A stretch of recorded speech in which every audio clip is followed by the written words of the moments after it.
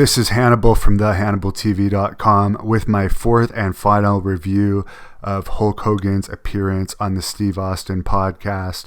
I could go on picking apart this interview more and more, but I'm going to end it at this. Hulk Hogan brought up in this podcast that it was superstar Billy Graham that got him booked in Louis Tillet's territory when he couldn't get booked as a wrestler, so Billy Graham helped him out.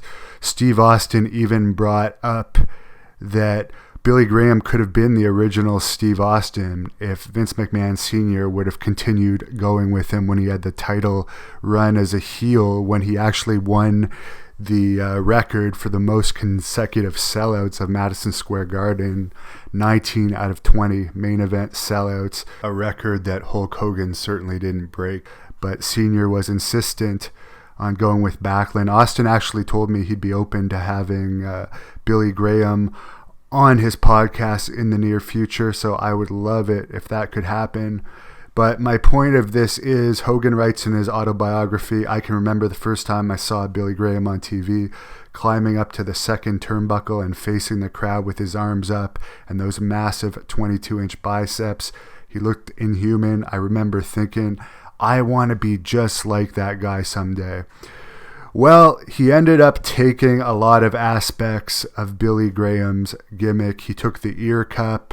He took the shirt rip from Billy Graham, which he claims in the podcast he got from somewhere else. He took the term calling the arms pythons, which Billy Graham came up with. He took the term brother, which Billy Graham started as well. Billy Graham got that from being a real preacher, calling everyone brother. He actually would have had a good lawsuit against Hulk Hogan for stealing many aspects of his gimmick, but Graham was a nice guy about it. Didn't go that way. But my issue with Hogan is he never gives Graham the credit he deserves. Once again, similar to the Warrior situation, Hogan did see Billy Graham back in 2014 at WrestleCon. I was there.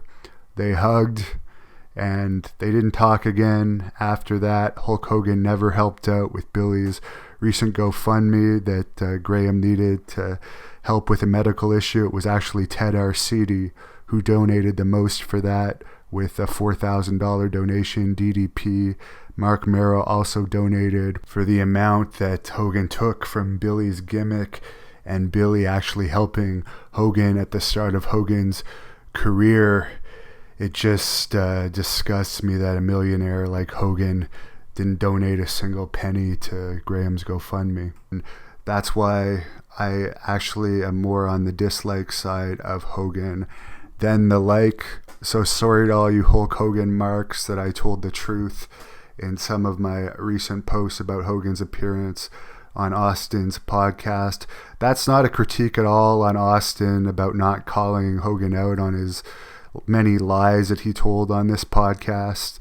One funny thing I did find on this podcast with Hulk Hogan that I'll just bring up to close this is he said Brutus Beefcake was like a little puppy following him around, and Macho Man was a real friend. He claims that him and Savage made up before Savage died. I don't believe that at all. Lanny Poffo may also say it's happened, but Lanny Poffo's credibility is zero after he allowed Savage in the Hall of Fame when Lanny said prior to Savage's death that under no circumstances would Randy allow himself to be inducted in the WWE Hall of Fame unless Lanny and Angelo were inducted at the same time. So after Randy died, Lanny allowed it to happen. I'm sure he got a good payoff from that, and I'm sure the residuals from Randy are probably going to Lanny and Randy's ex-wife now, as they are the two surviving family members. Savage didn't have any kids. And for those of you saying, oh, Lanny Poffo doesn't belong in the WWE Hall of Fame, well, Mike Von Erich is in the WWE Hall of Fame. Lanny belongs in there just as much as Mike Von Erich, and also Coco Beware is in the WWE Hall of Fame. You could argue that Lanny's career was just as significant in the WWE as Coco Beware, as Coco Beware never defeated Hulk Hogan. Hulk Hogan did allow Lanny Poffo to beat him on an episode of Saturday Night's Main Event. Knowing what I know about Savage and seeing the videos that he posted about Hogan, he's the type of guy that seemed to really hold a grudge. So I personally don't believe they ever made up. That's my opinion on it. And that's all I'm going to say about Hulk Hogan's appearance on Steve Austin's podcast, which is a great podcast. Subscribe to it. One day, my goal is to go on that podcast and actually interview Steve Austin myself. Thank you for watching the Hannibal TV. Please like this video if you enjoyed it and click the subscribe button to not miss any of our latest shoot interviews, match videos, or news updates. Support us on patreon.com for $1.99 a month to watch our full shoot interviews ad-free and help our channel grow.